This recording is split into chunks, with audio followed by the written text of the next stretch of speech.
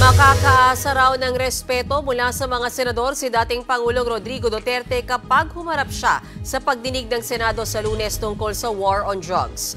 Yan ang tiniyak ni Senator Joel Villanueva matapos kumpirmahin ni Senator Bato de la Rosa na dadalo sa Senate Drug War Probe ang dating Pangulo. Bukod kay Duterte, inimbitahan din sa pagdinig ng Senado sa Lunes ang mga kaanak ng mga biktima ng extrajudicial killings, pati na si dating Senadora Laila de Lima.